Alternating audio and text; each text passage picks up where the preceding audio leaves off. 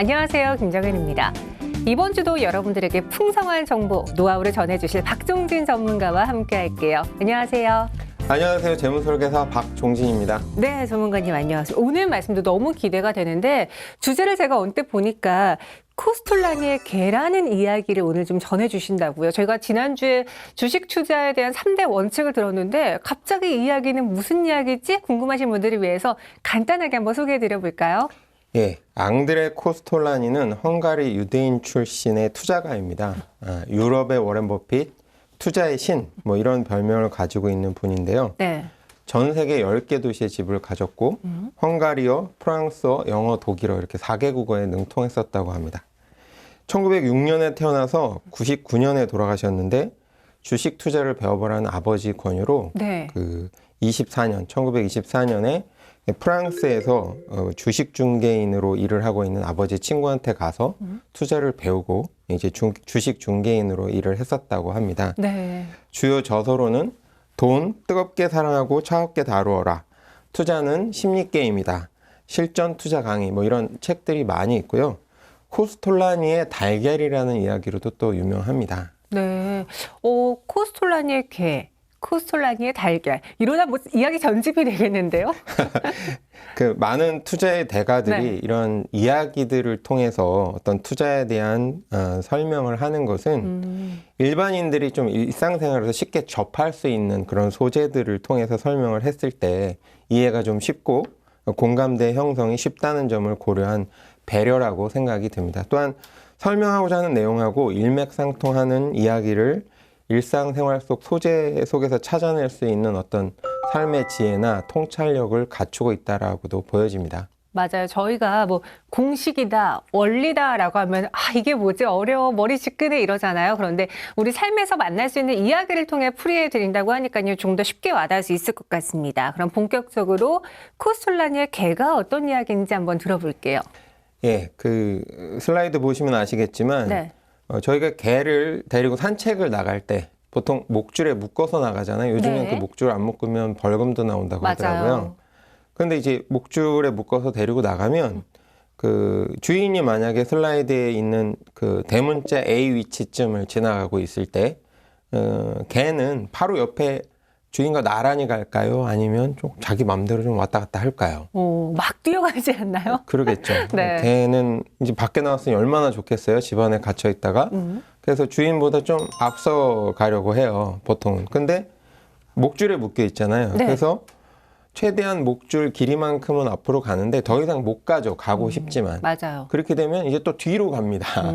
자기가 움직일 수 있는 반경이 목줄 이 반지름인 원 주변이니까 이렇게 앞에 갔다가 뒤에 갔다 이러는 거죠. 주인이 대문자 B의 위치로 가면 개는 소문자 B에서 왔다 갔다. 네. 이런 식으로 움직이게 되는 거죠. 이야기를 들어보니까 우리가 산책할 때 흔히 볼 수 있는 그런 모습인 것 같은데 이게 주식하고 어떻게 연관되어 있는지 이 점이 가장 중요하지 않을까요? 그렇죠. 당연히 설명해 드려야죠. 네. 이 이야기에서 주인의 위치가 바로 그 주식의 가치를 말합니다. 영어로 value라고 하죠. 그리고 개의 위치는 그 주식의 가격을 이야기합니다. price. 네. 그래서 주인의 위치에 개가 수렴을 하잖아요. 개가 아무리 움직이지만 주인의 위치를 중심으로 조금 앞서고 조금 뒤서는 것처럼 네. 주식의 가격도 주식의 가치와 항상 일치하는 건 아니지만 주식의 가치를 기준으로 살짝 상승하거나 살짝 하락하는 정도의 움직임을 보인다. 네. 이렇게 일을 하시면 되겠어요. 이게 주식하고 이렇게 연관이 될 수 있는지 몰랐습니다. 다시 말해서 우리가 반려견하고 산책을 할 때 강아지가 개가 앞뒤로 일정된 범위 안에서 움직이는 것처럼 주식의 가격과 가치도 그렇게 영향을 받는다라는 거잖아요. 예, 아주 정확하게 이해하셨어요. 오늘도 A+입니다. 정현 씨. 예. 점점 낙제생에서 A+로 지금 올라가고 있는데 그럼 투자 시에 이를 어떻게 활용하는 게 좋을까요?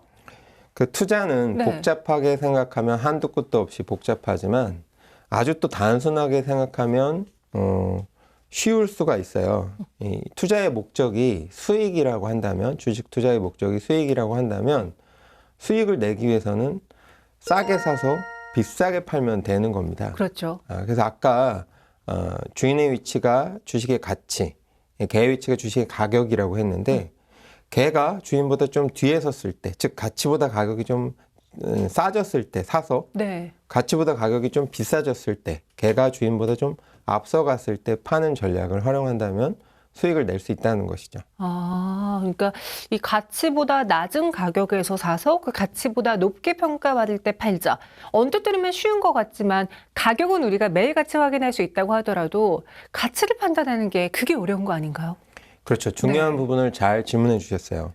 주식의 단순 가격은 매일 공시가 되기 때문에 파악하기가 어렵지 않습니다. 하지만 그에 비해서 주식의 가치 대비 가격이 이게 가치보다 가격이 비싼 건지 싼 건지를 판단하는 건 네. 상당히 어려워요. 그리고 평가하는 방법도 여러 가지가 있기 때문에 어느 것을 적용해야 될지도 잘 모르겠고, 그래서 주식 투자를 하시는 분들도 실제로 어려움을 겪는 것이 사실입니다. 네.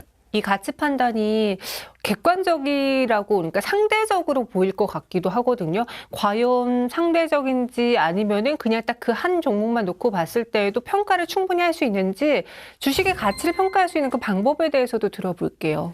사실 가치 대비 가격을 평가하는 방법은 수도 없이 많습니다. 네. 하지만 그걸 다 설명해 드리는 게 도움이 되지도 않을 뿐더러 혼란스러우실 것 같아서 가장 중요한 세 가지 지표, 삼형제만 설명을 해드리겠습니다. 네. PER, PBR, PSR 이렇게 세 가지입니다.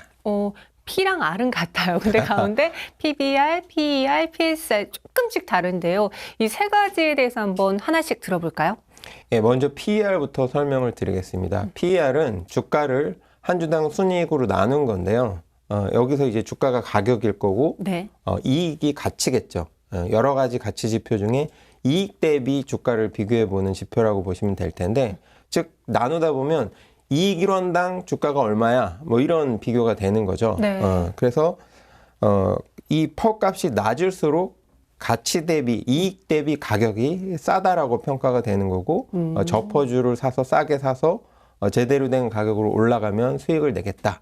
뭐 이런 전략으로 이해를 하시면 될 것 같아요. 네, PER 혹은 뭐 퍼라고 불러서 저퍼주, 고퍼주라고도 많이 들어보셨을 텐데 아직도 와닿지 않은 분들을 위해서 저희가 예를 들어서 설명드려 볼게요. 예, 좀 더 이해를 돕기 위해서 예를 들어보면, 네. 예를 들어서 이제 주가가 10,000원인 주식이 있는데 한 주당 순이익이 1,000원이다 네. 라고 하면 이제 퍼 값은 주가를 한 주당 순이익으로 나눠야 되니까 10,000원 나누기 1,000원. 네. 그러면 10배가 되겠죠.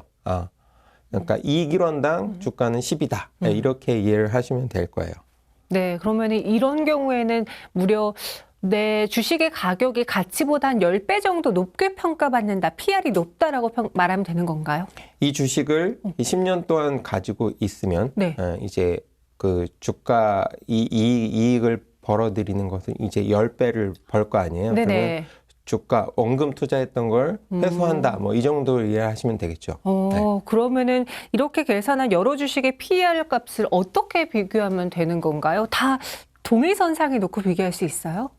일반적으로는 네. 일단 동일 업종의 회사들의 주식을 비교하는 게 좋은데요. 예를 들어 두 회사가 동일 업종이에요. A, B 회사가 있는데 네. 둘 다 주가는 10,000원인데 주당 순이익은 A 회사는 1,000원, B 회사는 2,000원이라고 한다면 A 회사의 퍼는 10,000원 나누기 1,000원이니까 10배잖아요. 근데 B 회사는 10,000원 나누기 2,000원을 하면 5배가 되겠죠. 네. 그럼 상대적으로 평가를 하는 거니까 절대적인 수치보다는 두 회사를 비교해 보면 A 회사는 상대적으로 B 회사에 비해서 고평가가 돼 있다고 보는 거고, 네. B 회사는 A 회사에 비해서 저평가가 되어 있으니까 가격 메리트가 있다. 그래서 접어주니까 B 회사를 사서 어느 정도 주가가 오르면 매도해서 수익을 내는 전략을 펴는 게 유리하다. 뭐 이렇게 판단을 하시면 되겠습니다. 네, 모든 종목을 똑같이 판단하기보다는 같은 업종 내에 있는 이 회사들을 비교할 때, 이 주가를 비교할 때 쓸 수 있는 PER에 대해서 설명해 주셨는데요.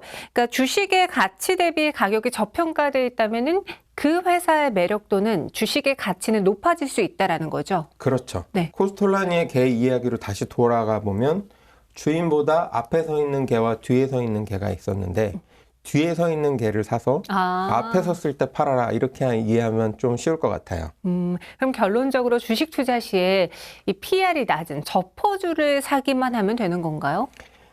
이론상으로는 그런데요. 네. 하지만 실제 투자에서는 다른 측면도 좀 고려를 해보셔야 됩니다. 다른 측면이라니 어떤 내용이죠? 슬라이드를 보시면 이 MSCI 한국 지수가 크게 상승했던 시기에 퍼 값이 오히려 평균보다 높았다는 것을 보여주고 있는데요. 그래프가 이 MSCI 지수를 먼저 참고로 설명을 드리면 네. 국내 증시에는 이제 외국인 투자 비중이 높은 편입니다. 그래서 이제 세계 주가 지수 중에 하나인데 미국의 투자은행인 모건 스탠리가 발표하고 있는 지수입니다. 외국인 투자자들도 뭔가 기준을 보고 투자를 할 거 아니에요. 그렇죠. 그 중에 한 가지가 되는 거죠. 그래서 MSCI 지수에 한국 종목들이 많이 포함이 되면 한국 투자 비중이 아무래도 외국인 투자자들이 많아지는 거고 네. 좀 낮아지면 낮아지는 거고 하는 중요한 지수 중에 하나예요. 그래서 세계 각국 증시에 투자하는 외국 대형 펀드들이 이 지수를 보고 많이 투자를 합니다. 근데 들어보면요, 분명히 퍼가 낮을 때, PR이 낮을 때 주식을 매수하는 게 더 매력적이다라고 하셨는데, 이 MSCI 지수를 통해서 보니까 전체적으로 퍼가 높았을 시기에 외국인 투자자들이 많이 사고 주식도 호황기를 보였다는 거죠. 이렇게 되면 또 저희가 받아들이기가 어려워지는데요. 그렇죠. 당연히 두 가지 말이 서로 상충된다고 느끼실 거예요. 근데 네. 두 가지 의견 모두 일리가 있는 의견입니다. 왜 그런지는 제가 차근차근 설명해 드릴게요. 네. 일반적으로 스타일 투자는 크게 가치형, 성장형 이 두 가지로 나눠요. 이를 단순히 주가 수익 비율, 지금 배웠던 PER, 퍼를 통해서 구분을 해보면 다음과 같습니다. 가치 중시형은 퍼의 분자인 주식 가격에 집중을 하는 거예요. 그래서 네. 적정한 주가 수준에 미달하는 주식을 싸게 사서 언젠가는 정상 가격으로 회복이 되면 수익을 내겠다라는 믿음을 가지고 있습니다. 특히 어떤 일시적인 악재로 인해서 주가가 지나치게 하락을 하는 경우에 네. 아주 주식 매입에 호기로 여기는 거죠. 이런 사람들은. 그래서 다만 이런 가치형 투자자들도 가지고 있는 위험이 있는데 주식의 가치 평가를 하는데 이제 잘못 평가를 해서 오류가 발생했을 경우 잘못된 판단을 할 수가 있고요. 네. 또 시장에 악재가 발생하면 주가가 떨어져야 이제 매수 시기, 호기가 오는 건데 시장에서 반응하지 않고 악재가 발생했는데도 주가가 떨어지지 않는 경우가 있어요. 네. 그렇게 되면 적절한 이제 매입 시기가 발생하지 않을 수 있다는 그런 위험은 있습니다. 이야기를 들어보니까요, 이게 이해가 될 듯 하면서도 와닿지가 않아요. 그러니까 가치, 성장, 이런 단어를 써주셨는데, 이에 대해서 조금 더 설명이 필요할 것 같아요. 네, 네. 그렇죠. 반대로 이제 성장 중시형을 설명해 드리면 이해가 더 잘 되실 수도 있어요. 성장 중시형은 퍼의 분자가 아니라 네. 분모인 이익에 관심을 많이 갖습니다. 미래의 이익의 성장이 아마 가시화가 되고 주가가 계속 그거에 따라서 주가가 상승할 것으로 믿는 거죠. 이익이 커지면 당연히 주가는 올라갈 거라고 믿는 겁니다. 네. 두 가지 모두 퍼를 보고 있지만 관심 분야가 좀 다른 거죠. 그래서 성장형 투자자에게 좋지 않은 경우는 미래의 이익이 성장할 거라고 이제 예측을 하는 거잖아요. 정확하게 결과를 보고 투자하는 게 아니라 주가는 선행지수이기 때문에 좋아질 걸로 생각해서 이익이 성장하면서 당연히 주가가 올라갈 거라고 예측을 해서 투자를 했는데 이익 성장을 하지 않는 경우가 발생한다면 본인이 예상했던 것보다 수익률이 낮아지고 심지어는 손해를 볼 수도 있겠죠. 그러니까 결론적으로 가치형 투자자 관점에서 보면 저퍼주를 매입해서 적정 퍼가 됐을 때 팔아서 수익을 내겠다는 거고요. 네. 근데 성장형 투자자 관점에서는 이미 퍼가 상승하기 시작한 그 타이밍에 그 이유는 왜 그럼 주가가 많이 올라갔냐?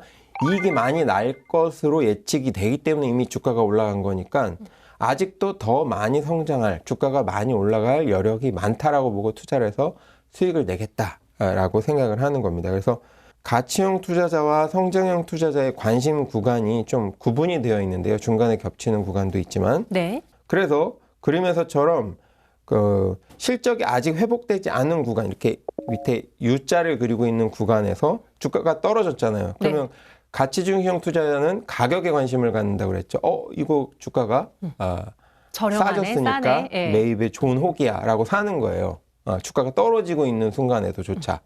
그러다가 어느 정도 주가가 올라가기 시작하면 이제 저점에서 샀기 때문에 수익을 낼 수 있을 거 아니에요. 그래서 오히려 가치형 투자자는 그때 이제 매도를 하기 시작합니다. 그런데 성장형 투자자는 오히려 이게 이익이 앞으로 많이 날 것 때문에 날 것이라고 예측이 되기 때문에 주가가 올라가기 시작했어. 모멘텀이 이제 드러나기 시작했어. 라고 하니 오히려 가치형 투자자가 매도하는 구간에서부터 성장형 투자자는 그때부터 사서 오히려 실제로 주가가 이제 고점을 찍었을 때 매도함으로써 수익을 내겠다라고 한다는 거죠. 그러니까 이 PER이라는 것은요, 주당 가격 대비 지금 얼마만큼의 순이익, 이익을 따지는 건데, 단순히 업종 안에서만 구분하는 것도 아니고요. 그리고 이와 함께 성장형이냐, 가치형이냐, 여러 가지를 좀 따져봐야겠네요. 네, 자기만의 스타일이 있는 거죠. 어느 구간에서 수익을 낼 것인지 좀 주목하는 구간이 다르다는 겁니다. 그래서 네. 전략은 두 가지 다 나올 수 있다는 거죠.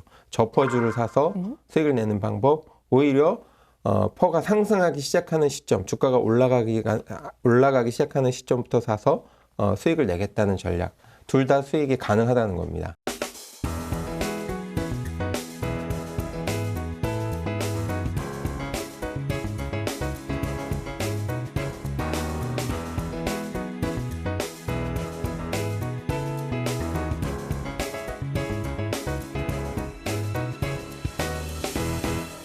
네, 이렇게 PER에 대해서 알아봤고요.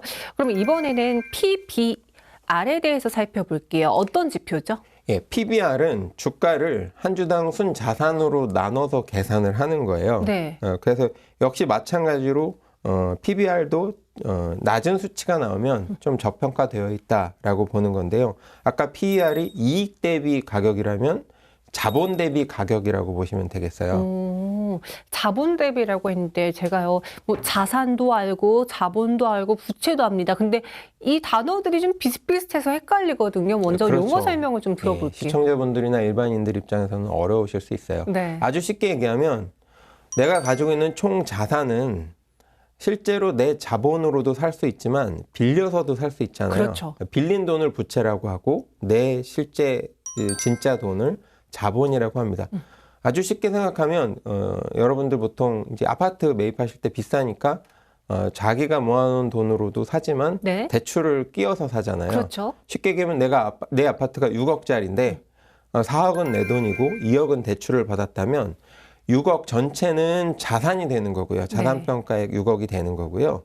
내 자본은 순수한 내 돈 4억.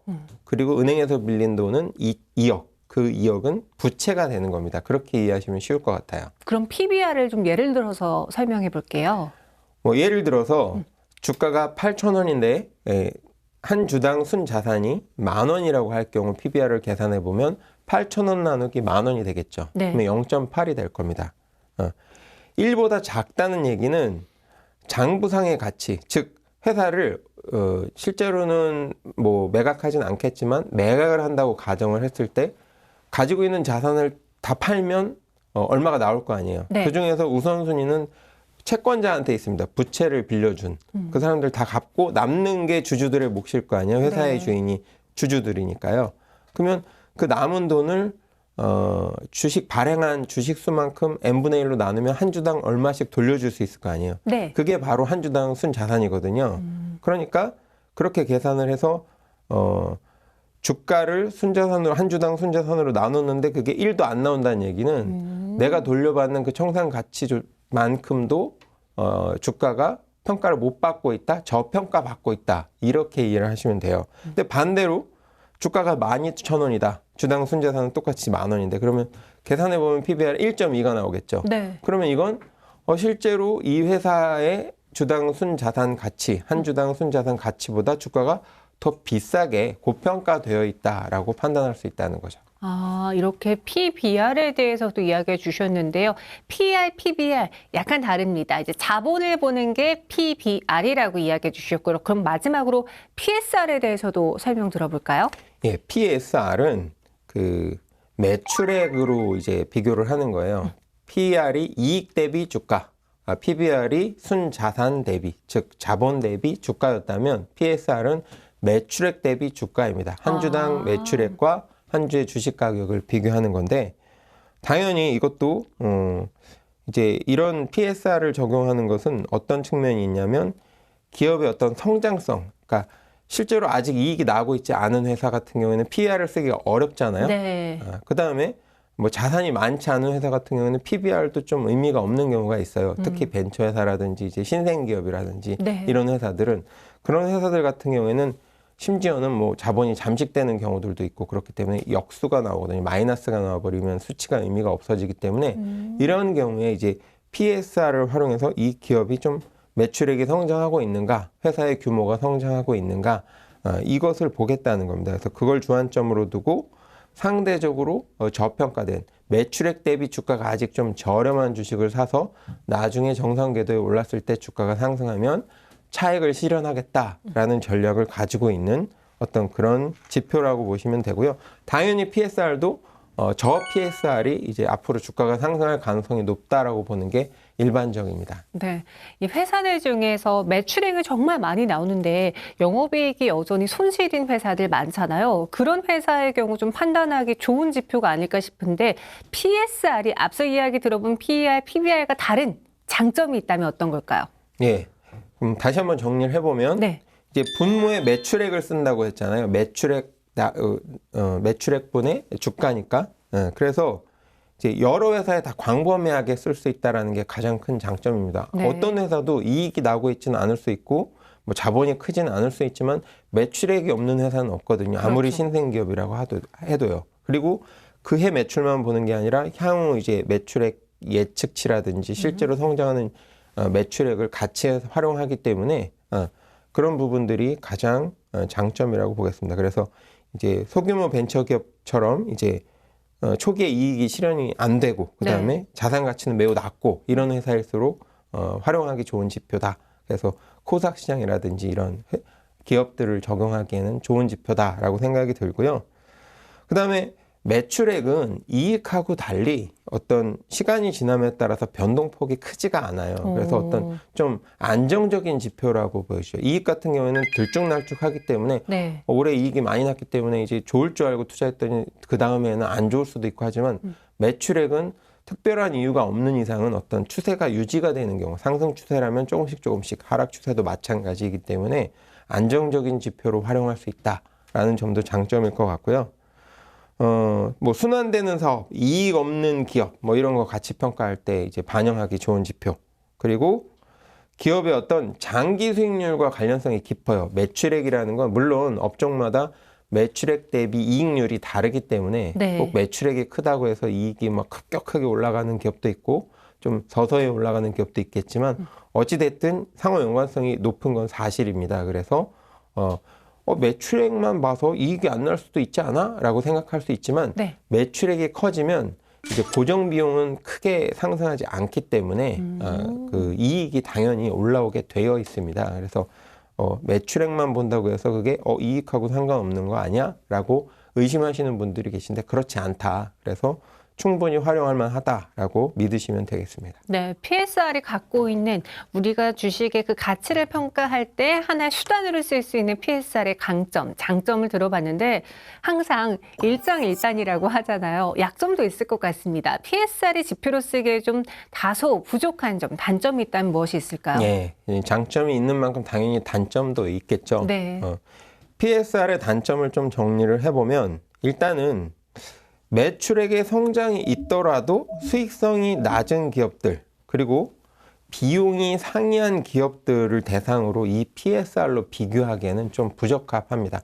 완전히 이제 그 매출 성장이 있지만 계속 그 이익 측면에서는 마이너스가 나고 있는 회사도 있잖아요. 아까 그렇죠. 말씀드렸던 네. 건 매출이 증가하면서 이익이 마이너스 나던 게 이제 흑자로 전환될 수 있는 타이밍에는 활용하는 게 괜찮다고 했지만 너무 매출이 낮아서 네. 상장하고 있지만 이익은 계속 마이너스가 누적되고 있는 회사라면 이 PSR 지표를 활용하는 건 좀 부적절하다고 보여지고요. 또 한 가지 이제 아까 말씀드렸던 것처럼 업종마다 매출액 대비 이익률이 많이 상이합니다. 이익률이 높은 업종도 있지만 낮은 업종도 있기 때문에 PSR 매출액만 가지고 이제 비교를 하는 지표이다 보니 네. 이 PSR 지표로 서로 다른 업종, 이익률이 전혀 다른 업종끼리 PSR을 비교해버리면 PSR은 높지만 이익은 이제 적게 나는 업종이 있을 거고 네. PSR은 낮아도 이익은 더 많이 나는 기업도 있을 수 있기 때문에 단순히 다른 업종의 기업을 PSR 지표 한 가지만 가지고 비교하는 것은 좀 무리가 있을 수도 있습니다. 그리고 수익을 인식하는 데 있어서 회계 처리 기준이 회사마다 조금씩 달라요. 네. 국제 회계 기준도 있고 국내 기준도 있고 하지만 이제 국내 회계법상 이제 큰 대기업과 중견기업이라든지 작은 회사들에 적용하는 기준이 다르다 보니 어떤 여러 가지 재무제표 실적 발표되는 것들에 있어서 적용되는 세부 기준이 다른 경우가 있습니다. 그러다 보니 만약에 그런 세부 기준이 다른 회사들의 지표를 그냥 숫자만 끌어다가 어떤 지표를 만들어서 PSR을 계산한 다음에 비교를 하다 보면 네. 아무래도 잘못된 판단을 할 수가 있겠죠. 이 부분은 PSR만이 아니라 PER이나 아니면 PBR도 마찬가지입니다. 그래서 당연히 비교를 할 땐 같은 업종끼리 비교하는 건 기본이고요. 또 한 가지는 그 재무제표상에 이 수치가 어떻게 나왔는지 이제 주석이 다 달려 있어요. 네. 조그만한 깨알 글씨로 보고 싶지는 않은 글자인데 그 내용들을 보다 보면 이거는 꼭 짚고 넘어가야 되겠다. 보정을 해서 서로 비교를 해야 되겠다 하는 그런 내용들도 포함되어 있는 경우가 있습니다. 따라서 그런 내용들은 좀 보정을 해서 숫자를 좀 변화시켜서 기준을 일치시킨 다음에 지표를 산출해서 PER, PBR, PSR을 산출한 다음에 비교를 해야만 큰 오류를 하지 않고 실수를 하지 않을 수 있을 겁니다.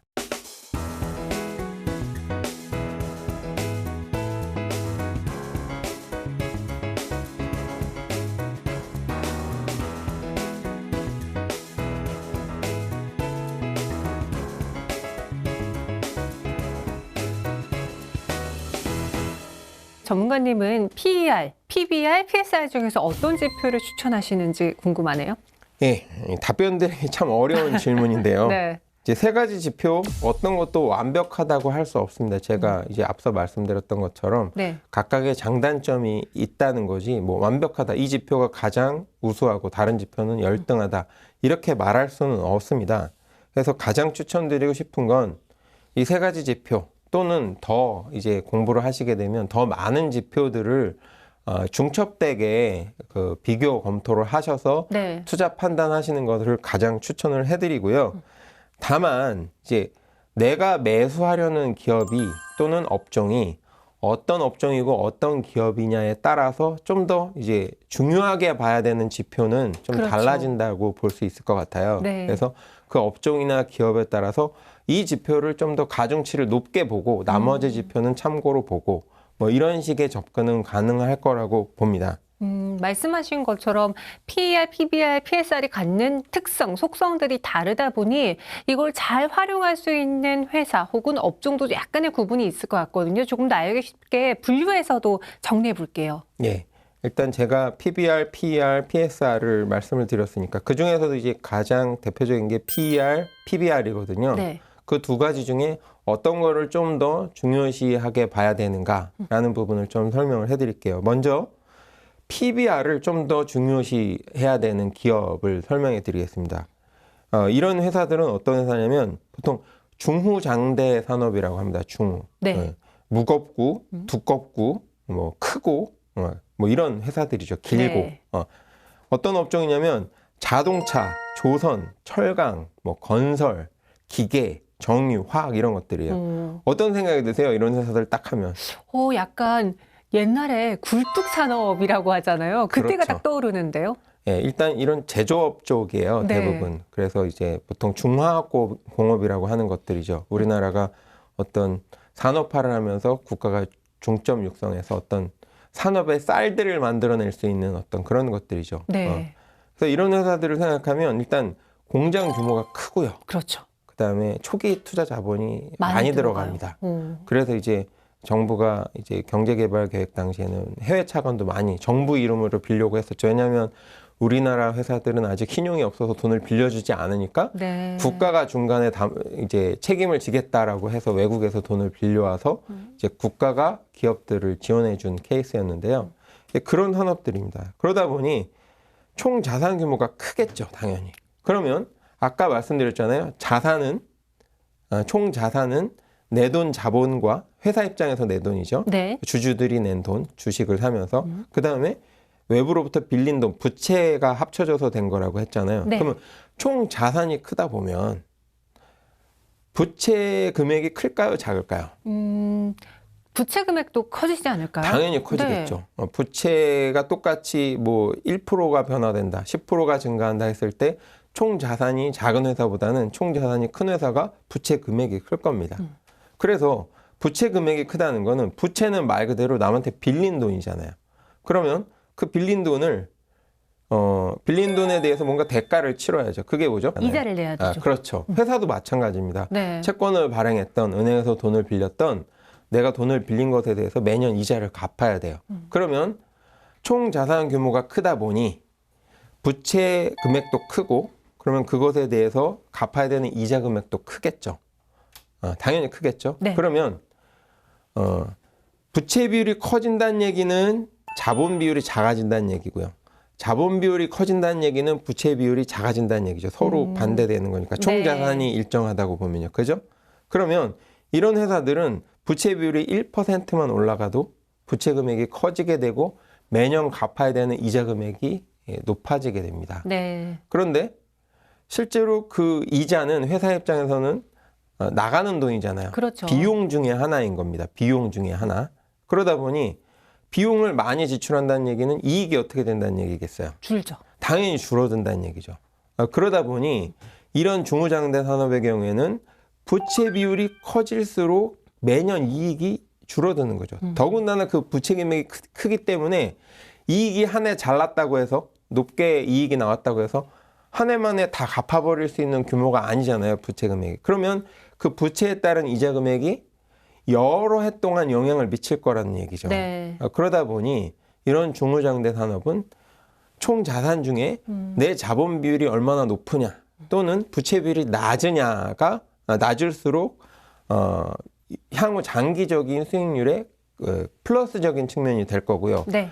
반대로 자본 비율은 작고 부채 비율이 높다 그러면 매출액이 동일하다고 할지라도 아무래도 갚아야 되는 이자 금액이 여러 해 동안 커질 거기 때문에 당연히 수익이 줄어들 수밖에 없다라고 판단을 하실 수 있다는 거예요. 네. 그래서 퍼도 중요하지만 결국엔 퍼에 영향을 미치는 그 큰 영향을 PBR이 미치기 때문에 PBR 부분을 반드시 먼저 좀 판단을 하신 다음에 퍼도 같이 겸해서 보시는 것이 좋겠다라고 하는 겁니다. PBR이 더 중요한 기업들, 대표적으로 중후장대 산업이다라고 얘기해 주셨고요.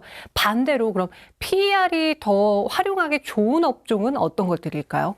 자, 그럼 이제 거꾸로 생각해 보시면 될 거예요. 네. PBR을 중요시하는 회사들이 총 자산 규모가 큰 중후장대 산업이었다면 거꾸로 PBR보다는 펄을 더 중점적으로 봐야 되는, PER을 더 중점적으로 봐야 되는 기업들은 중후장대가 아닌 그 반대, 네. 경박단소라고 합니다. 가볍거나 얇거나 뭐 짧거나 작은 것들.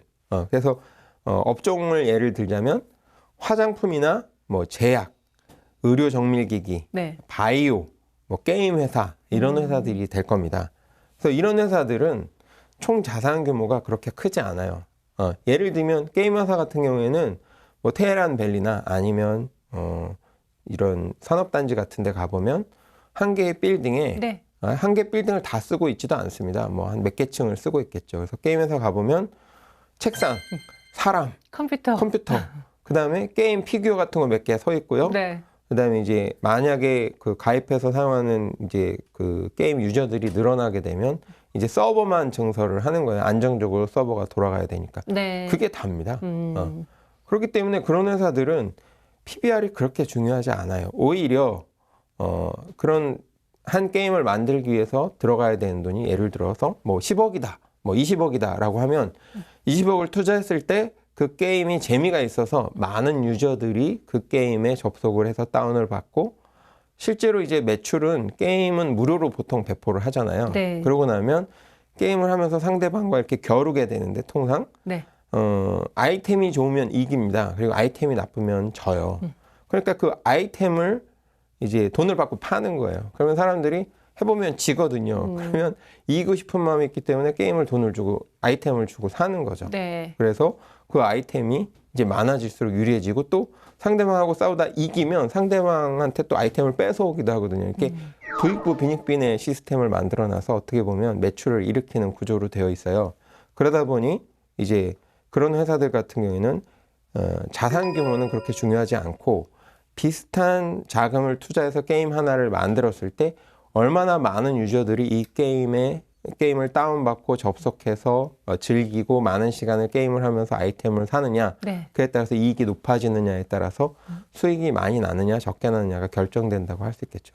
뭐 우스갯소리로 한 번은 어떤 게임에 이제 중독된 재밌게 이제 너무 많이 했던 어떤 조폭 두목이 네. 조폭 두목이 게임을 하다가 엄청 두들겨 맞고 이제 그 게임상에서요. 네. 그리고 다 아이템을 뺏긴 거예요. 열이 많이 받았겠죠. 그래서 자기 어떤 부하들을 쫙 풀어서 그 IP를 추적한 겁니다. 네. 상대방 IP를. 그래서 찾아가지고 PC방에 찾아가서 실제로 무릎 꿇리고 아이템을 도로 뺏어왔는데 알고 보니 초등학생이었다 뭐 이런 얘기도 있습니다. 네. 그만큼 이제 게임 산업은 그런 시스템으로 움직인다. 수익이 그렇게 난다라고 이해를 하시면 될 겁니다. 그래서 총 자산 규모가 상대적으로 좀 작은 산업들 그리고 그런 산업일수록 부채 비율보다는 그리고 자본 비율보다는 수익이 더 중요하다라고 보시면 되겠어요. 그래서 아주 좀 극단적인 얘기긴 한데요. 2017년에 어떤 일이 있었냐면 우리나라 이제 3대 게임사에 들어가는 N마블이라는 회사가 있었어요. 네. 그 회사가 우리나라 굴지의 제조업 그래도 그룹 내 순위로 3위 안에 들어가는 L그룹의 어떤 L전자의 네. 시가총액을 일시적이지만 넘어섰던 적이 있습니다. 워낙 이익이 많이 나다 보니까 사람들의 관심이 집중되면서 매수세가 집중이 돼서 일시적으로 주가가 치솟으면서 시가총액에 있어서 그런 상황이 발생할 수 있었다라고 이해를 하시면 되겠습니다.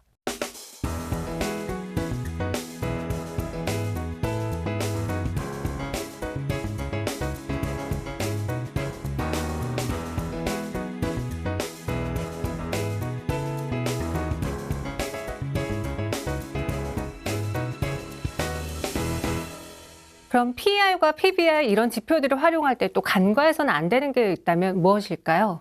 뭐 여러 가지 고려를 하셔야 되겠지만 아무래도 가장 중요한 건 계속 반복해서 말씀드렸던 것처럼 동일 업종끼리 비교하라는 겁니다. 그 이유는 업종마다 특성들이 다르기 때문이죠. 어떤 지표를 계산할 때는 동일한 기준선상에서 비교를 해야 의미가 있는 거잖아요. 근데 네. 업종이 달라질 경우에는 업종마다의 특성이 다르기 때문에 그 지표를 산출하는 어떤 방법이 약간의 차이가 있을 수가 있습니다. 그래서 그런 차이들을 좀 보정해서 비교를 하기 위해서는 같은 업종끼리 비교하는 것이 가장 바람직합니다. 예를 들면 자동차 업종을 비교한다 하면 미국의 포드나 뭐 GM, 그다음에 일본의 토요타나 혼다, 그리고 한국의 현대차나 기아차 이런 회사들의 지표들을 정리를 해서 같이 비교를 하는 거죠. 동일하게 다 자동차 업종이니까 네. 비슷한 지표들을 활용한다고 보는 거예요. 다만 그 경우에도 국가별로 적용되는 회계 기준이 좀 다를 수가 있어요. 물론 전 세계 지표가 있기 때문에 큰 대기업들은 전 세계 지표에 적용을 받아서 크게 보정할 일이 없지만 그럼에도 불구하고 좀 어떤 지표들을 산출하는 근거가 비슷한지 한번 보셔야 되고 또는 같은 국가 기업, 같은 국가의 같은 업종 기업이라고 할지라도 그 지표를 산출해내는 어떤 적용 세부 사항들에 있어서는 그 해에 뭐 특이한 사항이 있을 수가 있어요. 네. 그러다 보니까 그런 것들을 좀 고려를 해서 어떤 지표가 크게 차이가 난다면 특히 왜 원인이 무엇인지 정말 이익의 차이인지 뭐 자산이나 부채, 자본이나 부채의 차이인지 아니고 어떤 특별한 어떤 그 해만에 뭐 큰 자산을 매각했다든지 뭐 이런 변화 때문에 나타난 것인지를 좀 보정해서 판단하실 필요가 있다라고 보여지고요. 네. 이제 반대로 부적절한 비교는 이제 다른 업종끼리 다른 나라끼리 비교하면서 전혀 그런 것들을 보정하지 않고 그냥 숫자 자체를 보는 거죠. 예를 들면 일본의 토요타와 한국의 오뚜기의 PER, PBR, PSR을 비교한다. 나라도 다르고요. 네. 업종도 자동차 다르고요. 업종과 식료품 업종이니까 전혀 다르잖아요. 이렇게 비교를 해버리면 큰 의미가 없는 비교가 돼버릴 수가 있다라고 생각을 하시면 되겠어요. 그래서 같은 업종끼리 비교를 하고 다른 나라의 어떤 지표들을 보는 건 좋습니다. 예를 들면 반도체 업종이다 그러면 외국의 어떤 반도체 업종의 주력 회사들의 주가가 상승하는가 하락하는가를 참고하는 것은 국내의 어떤 반도체 회사들의 주가의 향방을 비교하는 데는 참고가 많이 되거든요. 하지만 각 나라별 차이, 그 다음에 어떤 그 기업만의 그 해의 어떤 특정한 차이들은 반드시 세부적으로 검토를 하셔서 보정을 해야 될 부분이 있다면 보정을 해서 숫자를 좀 만들어내서 동일한 기준선상에서 항상 비교를 해서 판단을 해야만 더 좋은 투자 판단을 하실 수 있다라는 부분 잊지 마시기 바랍니다. 네, PBR, PSR, PBR 다 여러분들이 주식 투자를 하는 데 있어서 이 가치를 평가하고 주식의 현 상황을 평가하는 데 활용할 수 있는 좋은 지표들입니다. 같은 업종 내에서 활용을 하되 변수들도 감안을 하자라고 정리해 주셨고요. 지금까지 코스톨라니의 K라는 이야기로 주제로 또 주식 투자에 대한 이야기를 들어봤습니다.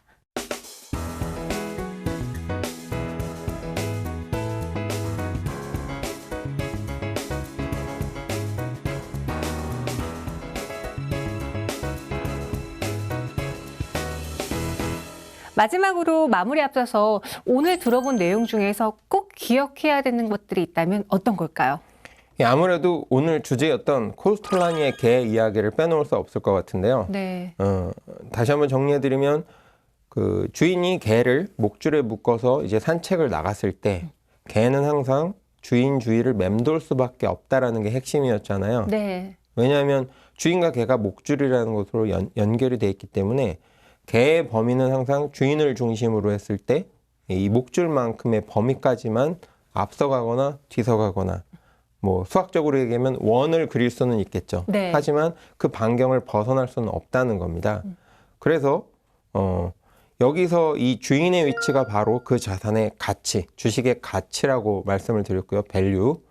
개의 위치가 바로 그 자산의 가격, 프라이스 역할을 한다고 했어요. 네. 그래서 개가 주인보다 좀 뒤섰을 때, 즉 그 주식의 가치보다 가격이 좀 저렴해졌을 때 싸게 사서 개가 주인보다 좀 앞섰을 때, 즉 그 자산의 가치보다 가격이 비싸졌을 때 파는 전략을 활용한다면 아무래도 싸게 사서 비싸게 파는 투자의 원칙을 지킬 수가 있기 때문에 수익을 낼 수 있는 가능성이 높아진다라고 판단을 하시면 되고요.